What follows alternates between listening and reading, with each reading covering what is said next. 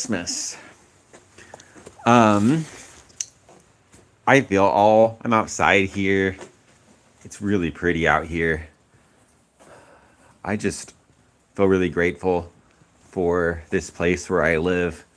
I just basically live in a forest, more or less. This town I live in. Just check this out. I'm gonna show you what this looks like.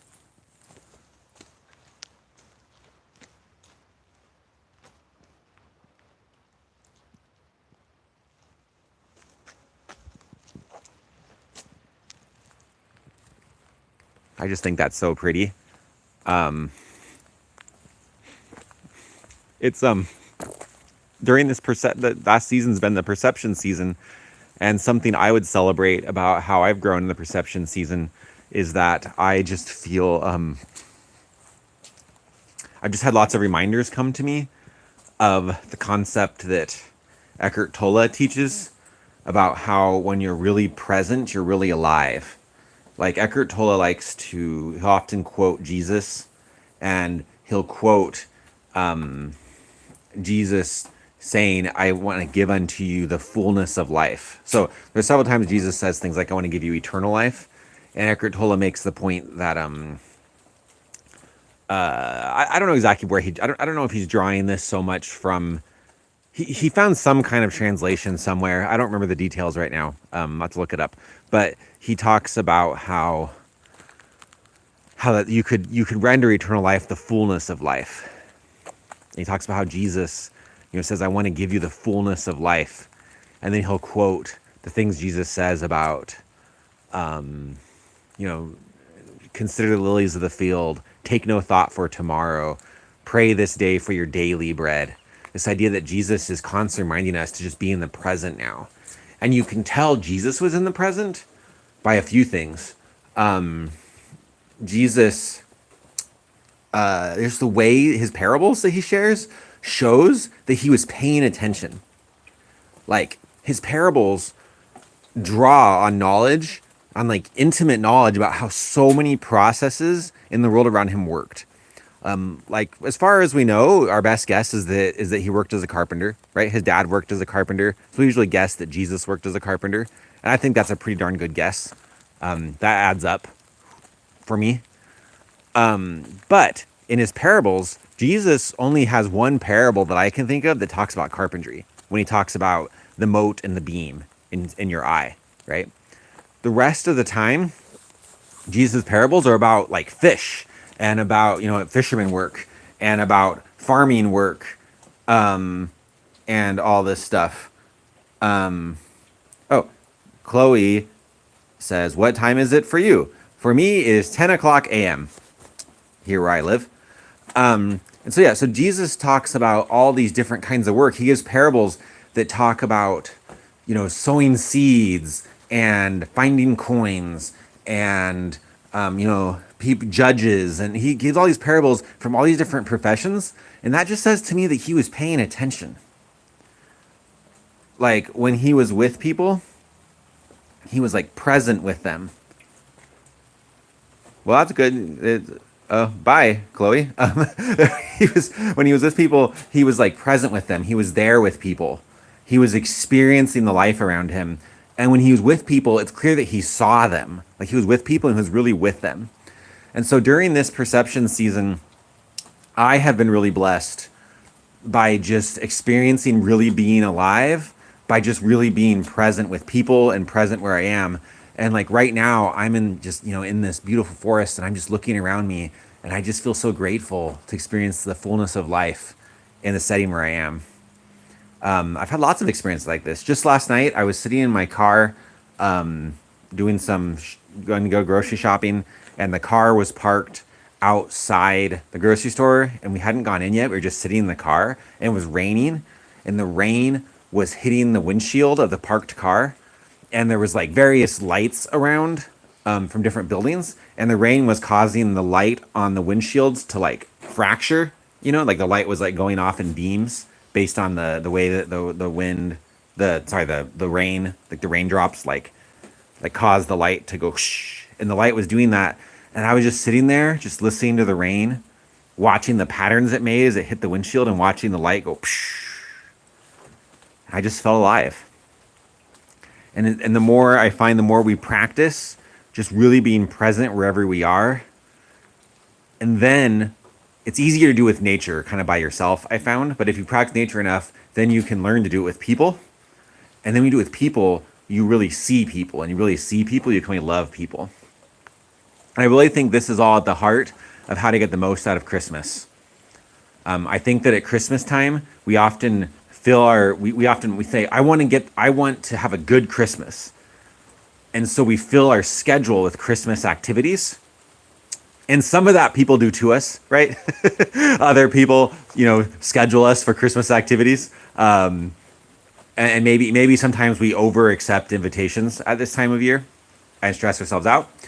But the thing is, whether you're doing a lot or doing a little, it doesn't matter. Sometimes the temptation is, oh, I don't want to feel overwhelmed at Christmas, so I'm going to turn down all these invitations to do nothing and be a bah humbug.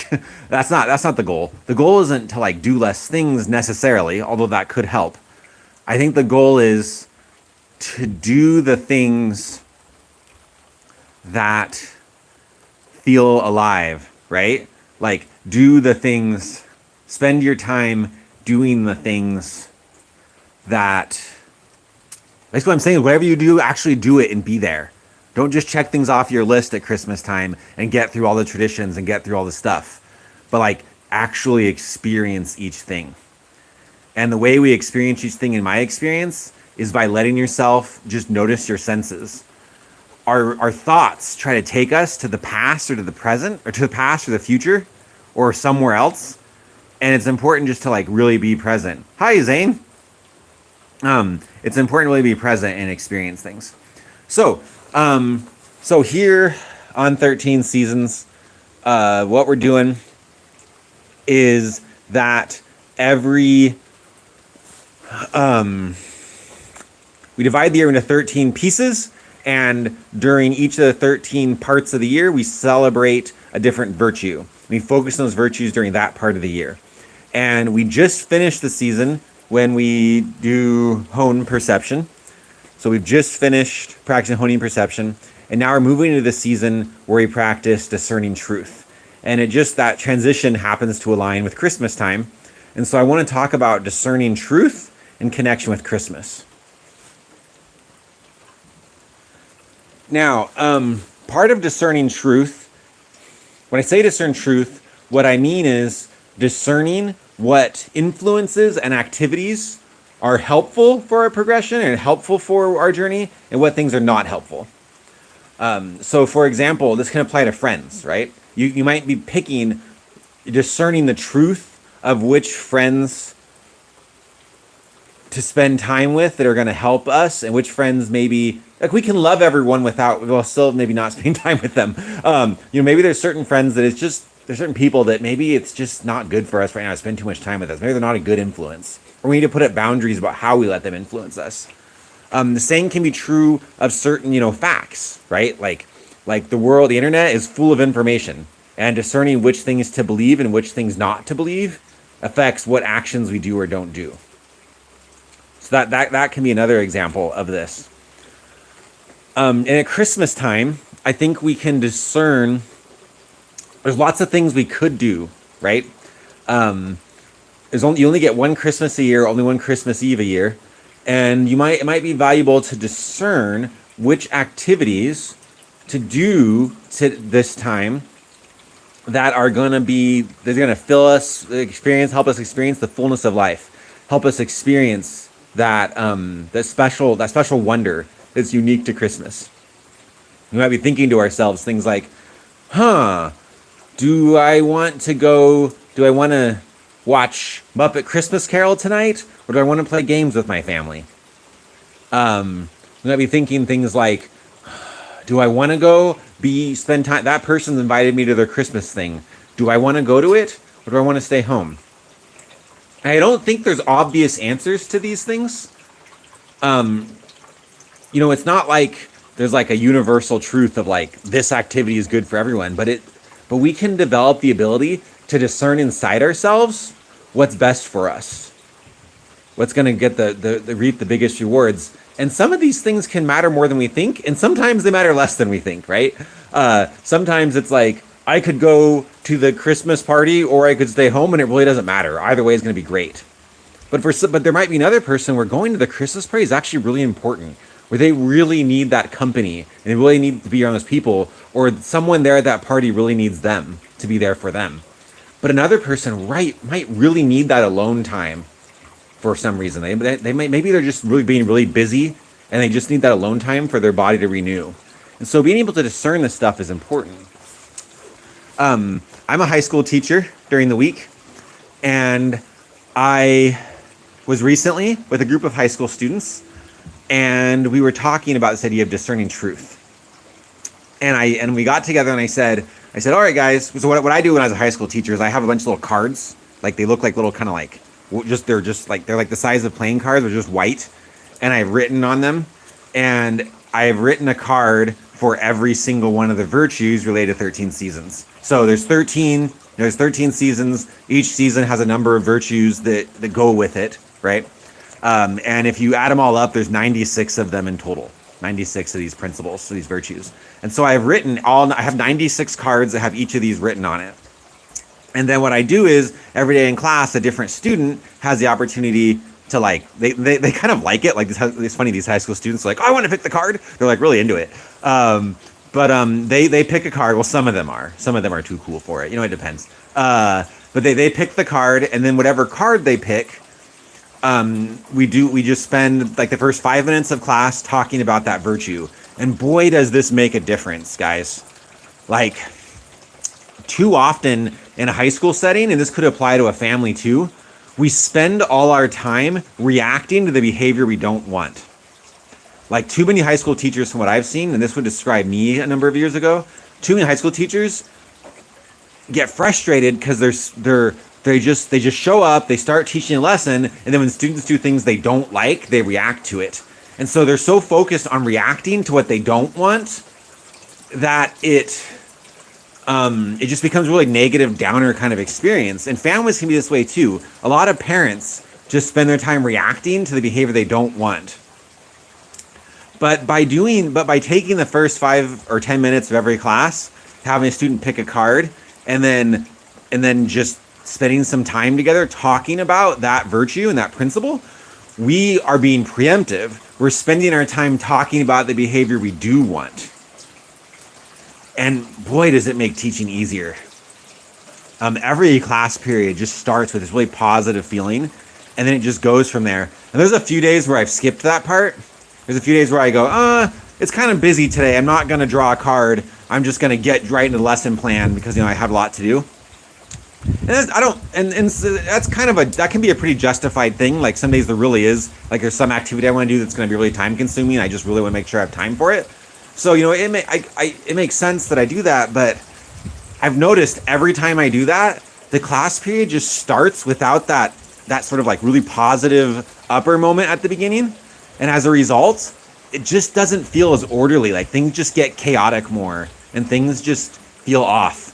There's something about starting that 5 or 10 minutes talking about virtue that just really changes the classroom experience.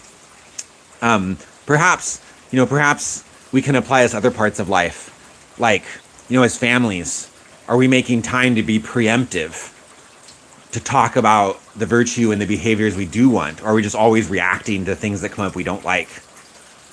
As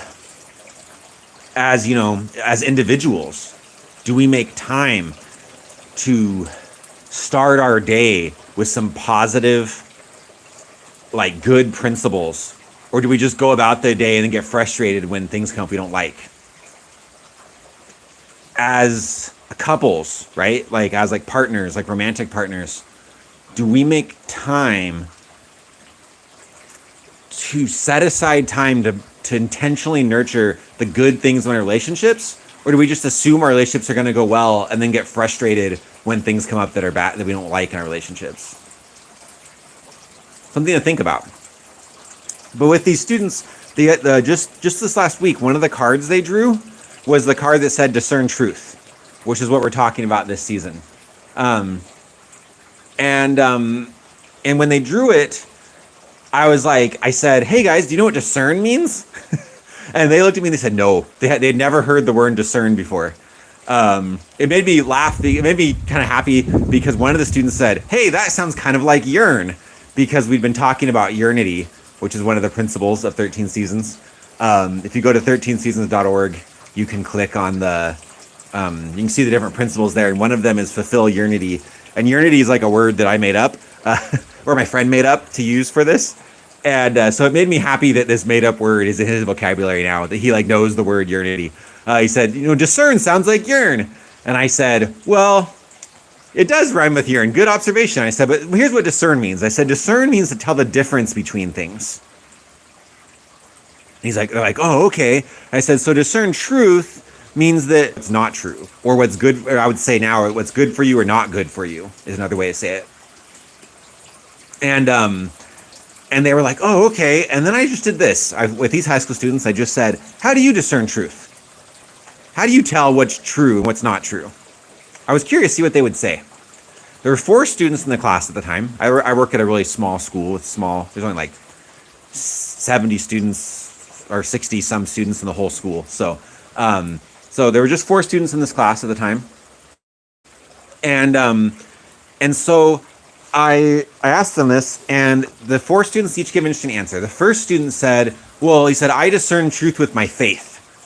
He said that he said that he was a religious person and he has religious beliefs, and when he's presented with something, he uses faith in his beliefs to measure if it's true, like by measuring does this align with his beliefs or not. And that was cool. And the next student, she's very atheist. She's made it very clear to me she's atheist. She says that a lot. And she said the same thing, actually. She said, well, I have beliefs about, I have, opinions. She said opinions. I have opinions of what's true and what's not. And so when I read something like on the internet, she said, I compare it to what I know already and figure out, if it lines up or not. And I thought that was kind of interesting that this religious person, this atheist person, pretty much gave the same answer, which is they have a paradigm, they have a schema, they have a way they see the world, and when they get new information, they compare it against that based on their experience. That's great. And then this atheist person said something very interesting. She said, but that's not all. She said, also, I can tell in my gut. She said, when something's not true, something inside me just feels like it's off. I thought that was a very interesting answer. And then the next student, though, she said, that's me too. She said, when someone's talking to me and they're lying to me, I can just feel inside myself that it's off. And I thought that was so interesting that these high school students were able to articulate something that's a true principle I've learned, which is that we are beings of light. We are beings of energy. We are made of light, and we're made the same light the universe is made of. The very electrons and protons we're made of are like energy matter. and those electrons and protons and the light in us is the same light that the universe is made out of. The universe is made of light. The universe is made of intelligence and truth. And so when we just have this innate connection, like the universe is like a big tapestry of light, and you and I are part of that tapestry, and we can sense things about what's around us through what's inside of us. And so when we're presented with something and it's true, something inside of us lights up, and when it's not true, something inside of us does not feels it and feels at odds with it. And these young, these 15 or 16-year-old kids, one of which was an atheist, knew that principle, had experience with it.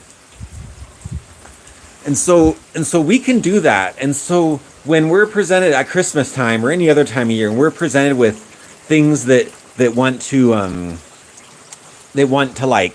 take our time different ways, we can't do all of it, right? But we can look inside ourselves and see how the inside of us reacts to different options available to us. And we can use that to discern what's true. There's light inside of us that exists beyond time. When we make all our choices with our minds, we're guessing. Our minds can only guess what will happen or what has happened or how things will work out. And that's why our minds worry a lot. Because our minds don't actually know, and so they make guesses, and the guesses become worry. And a lot of times we make choices like because we're worried about missing out or something like that. But we don't have to listen to just our minds. Let our minds be part of the process, but we can listen to the light inside of us. And the light inside of us is quantum. It's spiritual. It exists beyond time. And so the light inside of us all can see the past, present, and future right now. And we can listen to that light and let that light and use that light to discern. Just like these students said, we can feel in our gut is something what's best for us. I really know that's true.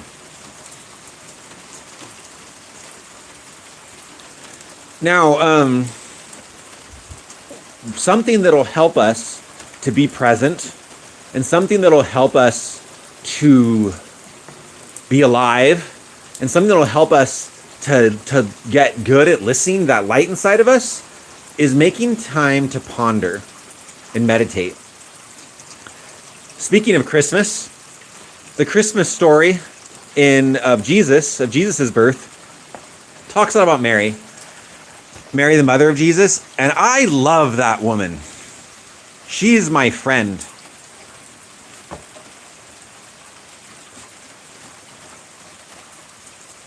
I have had a number of spiritual experiences with Mary. And she's not just some person in a story. She's a real friend of mine. And the light inside of us exists beyond time, and we can have relationships with people who live in different times. And I have a relationship with Mary. She's a great person, and I love her. I know she loves me. So at Christmas time, I really appreciate the opportunity to reflect on the story of my friend Mary. And I really like in this story when Mary, at several times in the story, Mary has experiences, right? Like she gives birth to this baby in a barn, and she's probably pretty lonely, right? There was no place for her in the inn, which might be because she was poor. The story says there was no place for them in the inn. No, there was no place for anyone, just no place for them. Maybe if they had some more money, someone would have made a place for them.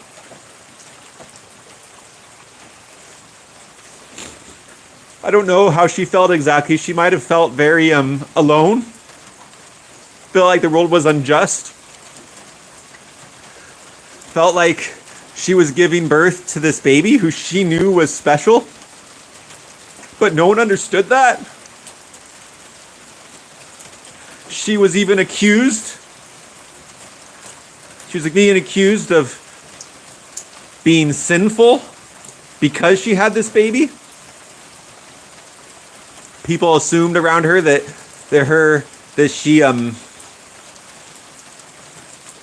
people assumed that she was like having sex and cheating on her fiance. Back then, your fiance was like a marriage. Like when you got engaged, it was considered a marriage. It was a binding. You signed an engagement contract, and you were committed to marry that person. And and so people would see her as cheating on Joseph. And then when Joseph decided to marry her, people thought, oh, okay, we see what happened there. They didn't wait. And she's in a very religious society who assumed she was probably called her like a whore or something like that. But she knew that that wasn't true, and that she was giving birth to the Messiah. But no one understood that. She was doing something good, and people saw it as something bad. And that must have been awful. And here she is all alone in this barn, gave birth to a baby. And then these shepherds show up who she didn't know. And they said, angels told us this baby is special, and we're here to let you know. And that helped her not feel alone. And then it said she pondered these things in her heart. And over again, her story in Luke, it says that she has these sacred experiences and she ponders them in her heart. Sometimes I think we in our modern world, we go from experience to experience to experience, and we don't take time to ponder any of them. And so they don't really settle in. We don't really give ourselves time to reflect on what's happening. We just kind of go from thing to thing to thing. I do this. So today on Christmas Eve, in order to nurture the light inside of us, which will help us discern truth, in order to help us to be alive at Christmas and get the most from Christmas, to stop on Christmas and not go, go, go, go, go, I want us to take 9 or 10 minutes right now for just pondering and journaling. So I'm going to watch the clock. I invite everyone to go and right now to go and get something to write with. Go and get, some kind of like paper, get some kind of pen, or maybe you write on the device you have. Just something to write with. And I'm going to watch the clock here, and for about 9 or 10 minutes, I just want to give us time to just journal and ponder about anything. The light inside you knows what's best. Listen to the light inside you and just ponder and journal about anything that feels right. I'll start that 10 minutes right about now.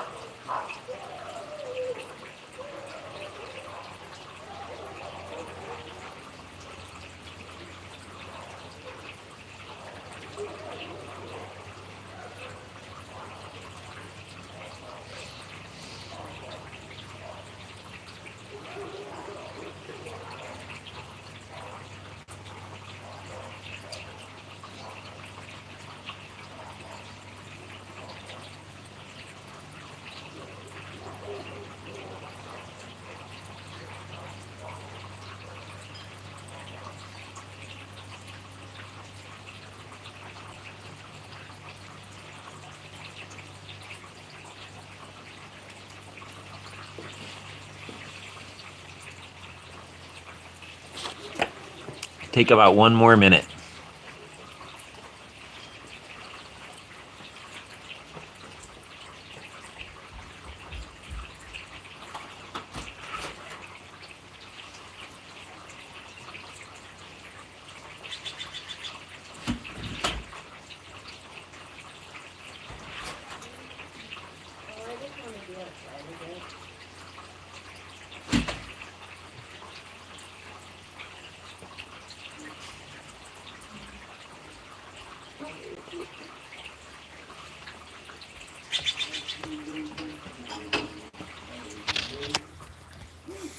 Okay, that's 10 minutes right there.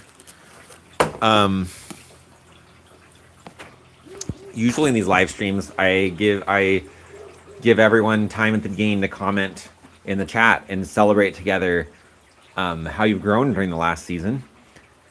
And I want to do something similar to that right now. I'd like anyone that wants to in the chat now, just post either how you've grown last season. So since our last live stream, how have you grown? Or post in the description, in the chat, just how that pondering experience went for you. Anything you want to say about it. And we will celebrate what anyone posts.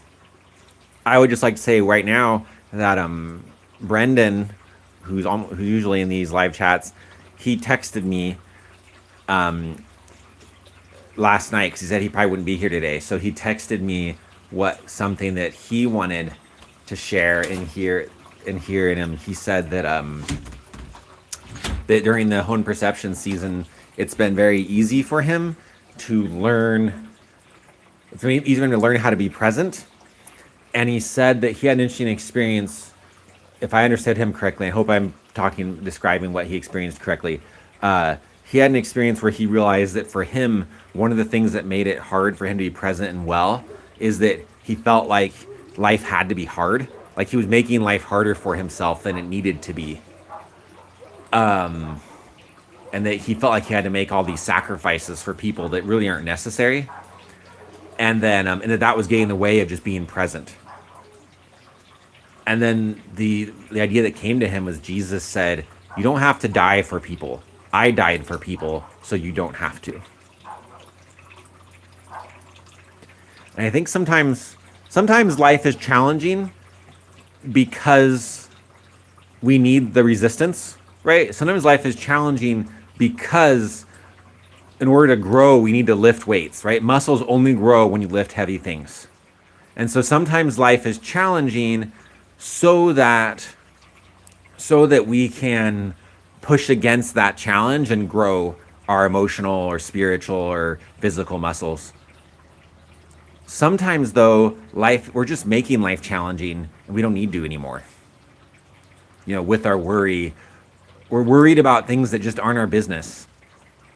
You know, we're putting we're putting a bunch of our energy towards stuff that it doesn't help to put our energy into that. And it distracts us from being present. And so if we can just, you know, give that stuff to Jesus, give that stuff to the whole, give that stuff, don't hang on to it. Just let it out into the energetic field. This is like a form of prayer, right? Like just let it out there, just give it up, sacrifice it, let it go, and let it just go out there into the system of everyone in Jesus. And it'll get taken care of by whoever's best to take care of it. And we don't have to hang on to it or worry about it.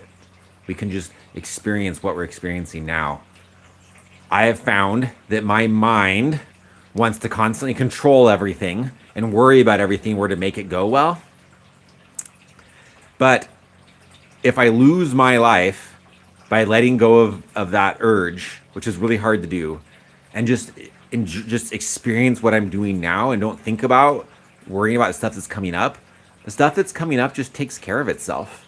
Sufficient is today for the evil thereof, right? Jesus says. Just you know, you just focus on what you're doing now. Jesus and the angels and the energy of everything else takes care of everything else. And you just worrying about it doesn't help it.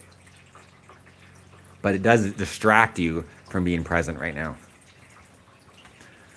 I'm going to wait a sec. If there's anyone that wants to share how they've grown in the last 30 days, or if there's anyone who wants to share about their pondering experience, we'll share about that. This says, "This is Will here. When I began writing stuff down, I thought I wouldn't be able to think of anything, but I ended up writing a lot. Yay! Huzzah for Will! Huzzah for being able to write a lot. That's awesome. It's awesome to discover that you can do things you didn't think you could do." Hello Oneness, who I believe is Brendan, says, "Spend time with those you love and who are around you. Let go of distractions and focus on them. The best gift in the world is to be truly be one with those you love. The best gift you can give to others is your presence and love." I feel a lot of truth in this. Also, thank you, Josh. Okay, huzzah for Brendan for realizing that. Huzzah. And Brendan, thank you so much for sharing that. So often at Christmas time, we're really focused on giving the perfect gift to people. And I'm a big fan of gifts. Like, I love gifts. I just love surprises. Like, I think it's so fun to be surprised by gifts. And it's so fun to watch other people open a gift I gave them and see their surprise in it. Like, there's a certain kind of wonder and joy and a certain in the moment kind ofness that's wonderful. I just love it. I love it so much. But at the same time, sometimes we can get so focused on what physical thing we're gonna give someone, when what they need most from us is our presence. The best gift we can give to others is your presence and love. Really, the physical gifts we give are just a way to do that. The reason physical gifts are special is because you're practicing generosity and they're practicing gratitude. The reason physical gifts are special are because you think about something that would be just perfect for them, and when they receive it, they go, "Oh, this is perfect. I can tell you know me," right? When you get the gift that really fits them well, they feel seen. And it's the being seen that's the real gift. And we can do that every moment of every day. Every moment, every day, there's a person or a tree or a dog or an air molecule or something inside ourselves to be seen. Shopping for love. I love a shopping cart emoji. All right. Is there anyone else that would like to share anything before we end today?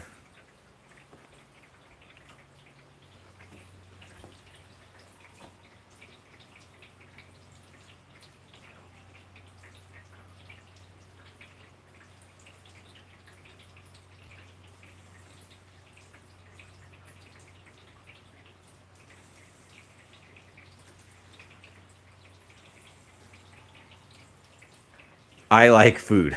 I like food too. I hope everyone enjoys wonderful food with wonderful company today and tomorrow on the holiday. When you eat your food, be present. When you eat any food, you're connecting with the plants or animals that food came from. You're connecting with any farmers or store workers or people who brought that food to you. You're connecting with the sun. All food comes from the sun. The light of the sun makes plants grow, and every animal eats plants. So all food is a gift from the sun. I invite you to be grateful for the food you partake of this holiday, and be present with your food, and be present, because that's how you be present with the earth and with the sun, and be present with the people you're eating with, who are made of sun themselves because they're made of food. And we're all just made of sunlight. And I invite you to be present with all of that. Merry Christmas, everyone. Happy season of discerning truth. And just have a great time. Enjoy your best self this season and always, this Christmas and always. Merry Christmas. Farewell.